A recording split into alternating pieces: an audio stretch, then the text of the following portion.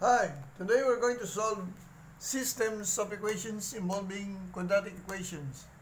So we have these problems here. For number 1, we have x squared minus y squared is equal to 16, and this is our equation 1. And the other one is xy is equal to 15 for our equation 2. Now, we divide the equation 2 by x, so we have here y is equal to 15 over x. Now we substitute this value here of y to the equation 1. So x squared minus the value of y, 15 over x squared, is equal to 16. And then getting the value of 15 over x squared is 225 over x squared. So x squared minus 225 over x squared is equal to 16. So we multiply the whole equation by x squared. So we get this one, x to the 4th minus 225 is equal to 16x squared. So we transpose 16x squared to the left side of the equation. So we get x to the 4th minus 16x squared minus 225 is equal to 0. So to simplify this into a quadratic equation, we let x squared to be u, no? So u is equal to x squared. So from this equation here, we substitute the value of u. So u becomes u squared minus 16u minus 225 is equal to 0. So we transpose this negative 225 to the right side of equations so as to solve the problems by completing the square method. So we have here u squared minus 16u is equal to 225. So applying the completing square method, we get the third or the constant term to be negative 16 or 16 over 2 quantity squared. So this is 8 squared is equal to 64. So this value here, the constant, we'll add this to the to both sides of the equations. So from the left, u squared minus 16u plus 64. And from the right, you also add 64 to 25 plus 64. So we factor out this trinomial here. So we get u minus 8 quantity squared is equal to 289. We had 225 plus 64 is 289. So getting the square root of both sides of the equation we have here, u minus 8 is equal to plus or minus square root of 289. So the square root of this one is 17. So since u is equal to 8 plus or minus 17, we get first the first value of u, so let it use of 1 is equal to 8. We get the first value to 8 plus 17 to be 225. And the second value of u is equal to 8 minus, no, from this value here, minus 17, so we get negative 9. So from this first value, so this is x squared is equal to 225. So getting the square root of both sides of the equation of this, you get x to be square root of plus or minus 25, so you get plus or minus 5. For the second value of x squared, that is equal to square root of 9. So the value of square root of 9, negative square root of 9 is plus or minus 3i, no? This I here is equal to negative 1. So we have here plus or minus I. We substitute the values of x in equation 2, all the values that we have found, we have computed. That is these two values here.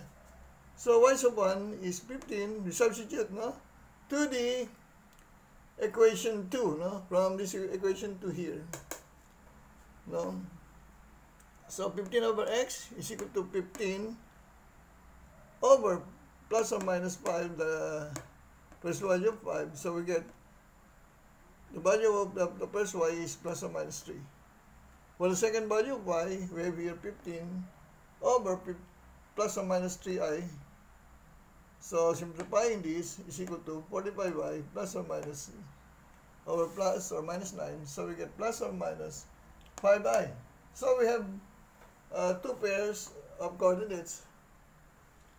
The first one is plus or minus 5 and plus or minus 3. And the other one, plus or minus 3i and plus or minus 5i. These will be our first answers to the first problem. So for our second problem here, we have this equation. So we have here y squared plus xy is equal to 5. So this is our first equation. And x squared plus xy is equal to 20. Our equation 2. So we just add this, no? Since we have these similar terms here. We just add the equations we have here, x squared plus 2xy plus y squared is equal to 5 plus 20 is equal to 25. So we can factor out this trinomial here. Factoring out this becomes x plus y quantity squared. You bring down 25 here. So we get the square root of this binomial here. So x plus y is equal to plus or minus 5.